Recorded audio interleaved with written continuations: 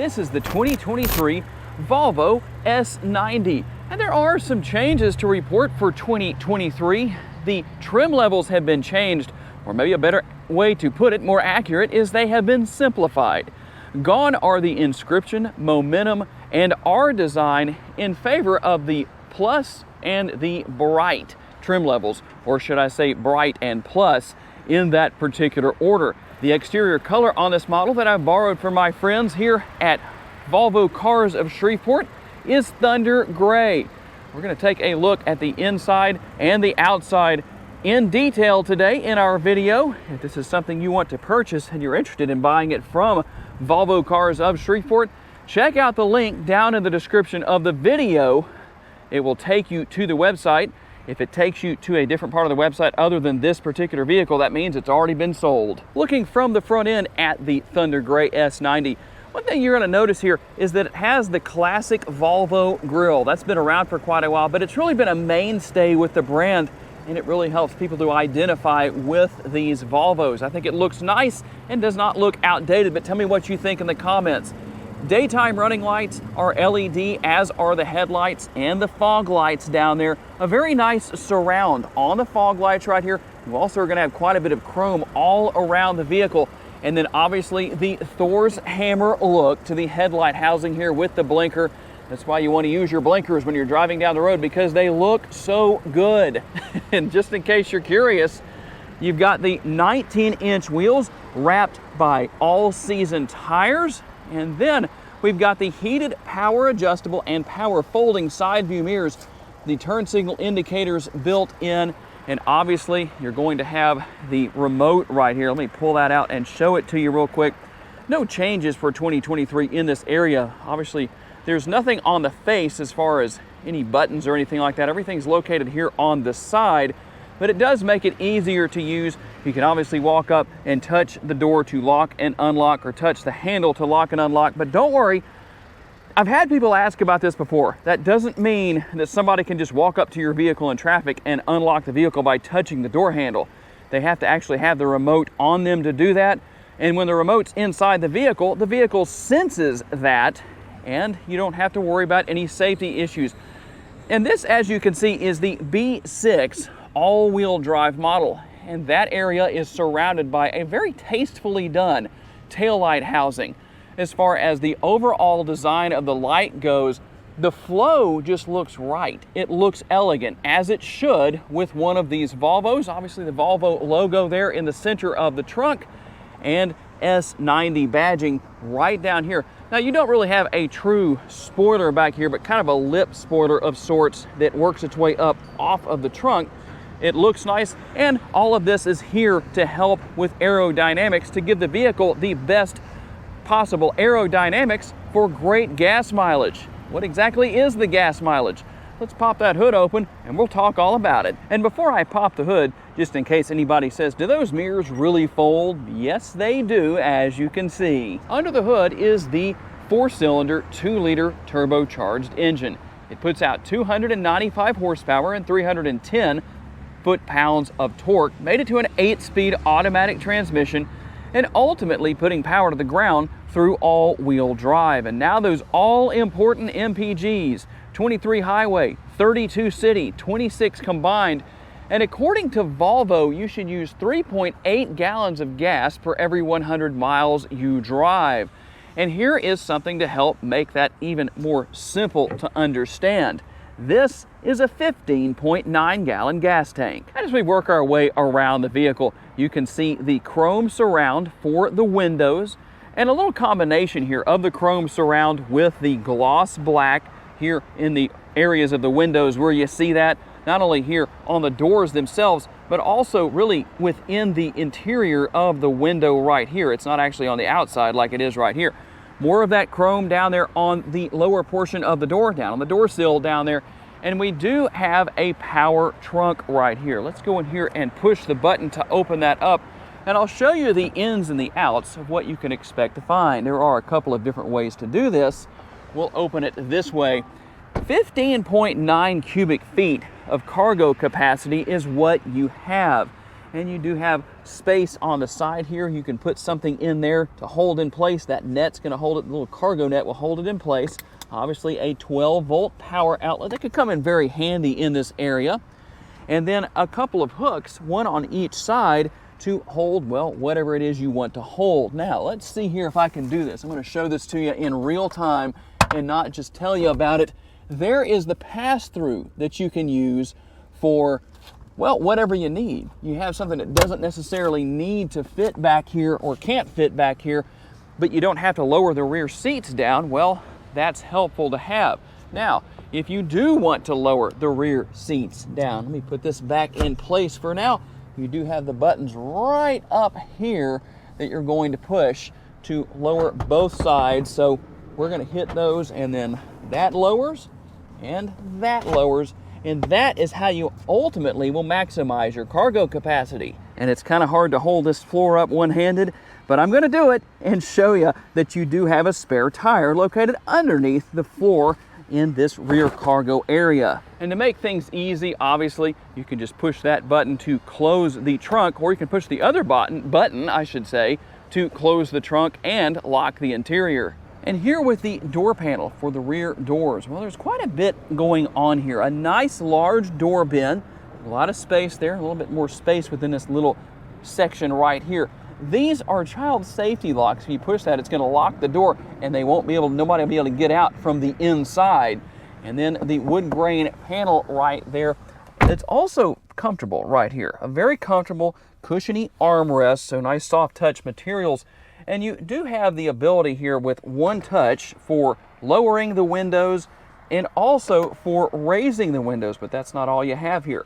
While the window is up, if you push that button again, push up on it, well, you can raise the rear window shades or put them back down. And then air conditioning vents in a couple of different places. You've got them on the door pillar or window pillars, door pillars right here, also two right here. So 4 total, and then the climate control can be controlled back here. You actually have 4-zone climate control within the vehicle. Dual zone in the rear, dual zone in the front. And then obviously you can manage fan speed back here as well. So depending on the situation, well, obviously all of that's very easy to do. Heated seats as well. Now it's only going to be the outboard seats, I believe. So whoever's sitting in the middle seat here is just going to have to deal with it if it gets cold outside. And then here is your concealed away connectivity. You can see what's there. I don't really have to tell you much about that, but there are a couple of options there depending on the situation. Could use an adapter to increase the options as far as adding 1 or 2 more USB ports. Also going to have it reminds me of a cargo net almost back here on the rear of the seats, but those are similar to the seat pockets, just a little bit of a different material. And then obviously rear seat passengers can take full advantage of the panoramic sunroof. That front portion from here forward will either tilt open or slide open depending on what you want to do. And if you're driving spiritedly with that 295 horsepower, here are the oh crap handles for your rear seat passengers to grab a hold of. And a couple of points back here that I like. With the latch system, I like the fact that the cover just stays in place. There's the latch right there for your child safety seat to anchor those in place. And then when they're not in use, you can just put that cover back down there. You don't have to worry about keeping up with those. And the thing I like here with the armrest is that the built-in cup holders are in the front. They're not in this area, so it leaves all of that to use, well, as it's meant to be, as an armrest. And moving on to the passenger side front door, again, a nice large door bin, plenty of space there for whatever anybody wants to put in there, more of those soft touch materials. Pretty much the same thing we saw in the back seat. Now you obviously don't have the shades right here, but a nice Volvo door sill right there, and power seats, obviously for the driver and the passenger. Very comfortable seating, to say the very least, and a nice elegant interior filled with high-end materials, as you would expect from Volvo. I think everything is in this glove box except for a pair of gloves. Never really find those in here, but you do have the felt material, just kind of that more upscale of what this car offers. And then we have a few different options right here. A little bit of storage right here. You're going to have another 12 volt right here, and then we're going to find some more space in this area as well. Your cup holders Here is the, well, I wouldn't call it a button. It's a switch to start and stop the engine. There's your shifter. If you like shifters that you can actually put your hand on instead of being push button, well, it's a little bit of a combination as far as rowing through the gears, or changing gears, I should say. Not rowing through the gears, but changing your way through that 8-speed automatic transmission to reverse, to drive, all that. You do push button to go into park. So a little bit of a combination there. And let's take a look at what we have within the center console as well. A good bit of space in there, and you can see the connectivity as far as the USB connectivity goes. But we're just getting started here. Something that I know a lot of people have complained about is that they don't like the infotainment system. But there's something here that makes this much easier to use than ever before. As we hop into the interior, I'm going to let you just listen to what happens when you get inside.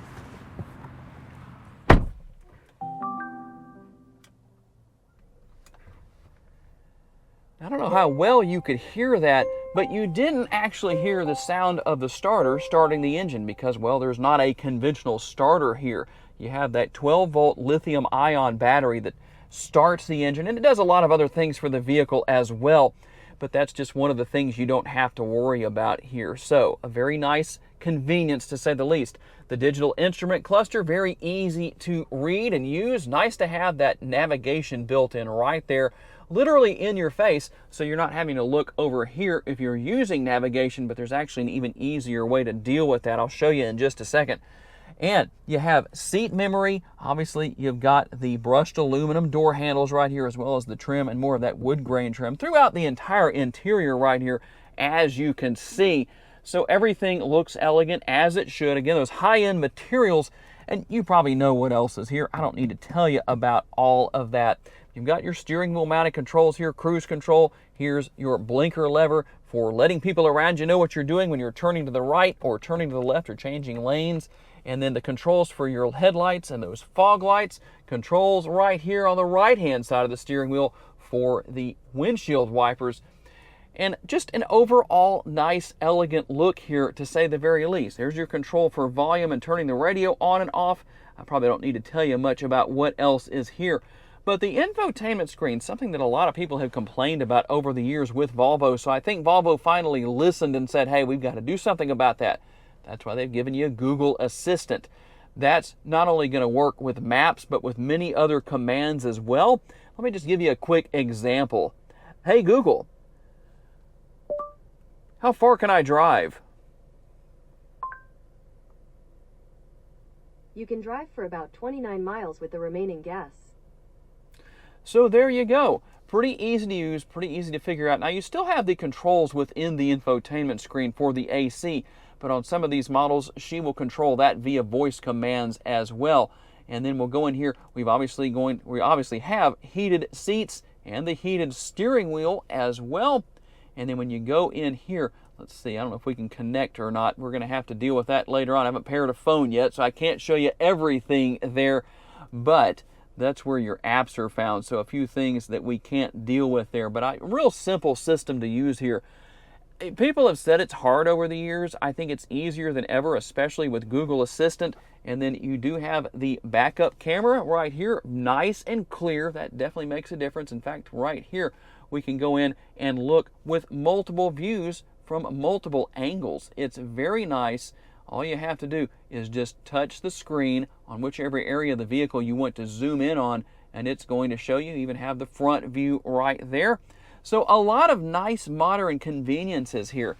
But one thing that you might want to know about is, what is it like to drive this S90? Let's hop out on the road for a quick test drive, and I'll tell you all about it. The overall driving experience is good. This is a very comfortable vehicle, comfortable seating, and obviously you can adjust these seats, well, pretty much however you want to. You do have a fully adjustable steering wheel as well. It's tilt and telescopically adjustable. It is manually adjustable, so it's not power adjustable, but I don't know that our people are that concerned about something along those lines. But a very nice driving experience. Pretty much just glides down the road as you would expect from something like this. It should ride well. And even though some people might say 295 horsepower isn't enough, well, I find it to be plenty. And at 310 pounds-feet of torque, everything works well here. This car has plenty of power, plenty of get up and go. It is all-wheel drive, so a good vehicle for the snow if you live in an area where it snows a lot, as long as the snow doesn't get too high to do any damage to the underside of the vehicle. But overall, a really nice vehicle to drive. And one of my favorite features here, you do have several different safety features as well. Hey, did you see that? A BMW using their blinkers. That's something you don't see very often, and I caught that on camera just for you. Anyway, before I was distracted by a good driver for a change here in Shreveport, Louisiana, something that doesn't normally happen. It's usually the bad drivers. I'm just going to tell you about some of the safety features here. The blind spot monitoring that is built into these mirrors. Well, you know what? I take back what I said about that BMW driver, because there they are in front of us again. They cut into that parking lot just to avoid the red light. Oh well, they didn't save much time. The things you see on test drives on the Vehicle Visionary YouTube channel. But hey, they use their blinker again, so I guess they're maybe 2 for 3. Is that what that would be? I don't know. But you've got your blind spot monitoring built into the side view mirrors. Very large indicators right there. I like that. The pilot assist for driver assistance and the driver alert system, all of that is here. It's just full of great safety features and all that. But one thing I like here is they're not overly aggressive. Some vehicles out there, Hondas are known for that, at least some of the older models prior to 2023, with a lot of those being redesigned. But the safety features on those Hondas are often really aggressive, and people know that. You don't get that here. So as far as your lane keeping assist and all that good stuff, well, it works really well. And I like the fact that you have this navigation right here, even though you do have Google integration that can help you with that, Google Assistant that can help you out with that sort of thing. You still have the map right in front of you. So when you're looking down at your speed on the speedometer, it's very easy to glance at that map as well to make sure you're still going in the direction you need to and all of that. So overall, the S90 really brings a lot to the table. So tell me down in the comments section if you plan to buy a Volvo S90. What trim level would you like? What exterior color and interior colors? Tell me all the particulars of what your perfect scenario would be if you were going to buy an S90. Got to say a special thanks to my friends here at Volvo Cars of Shreveport for loaning me this S90 for the day, and all of you for being kind enough to give me the opportunity to give you a vision for your next vehicle. If you want to know about other vehicles you may wish to consider purchasing, check out the video that's on the screen right now, and I will see you there.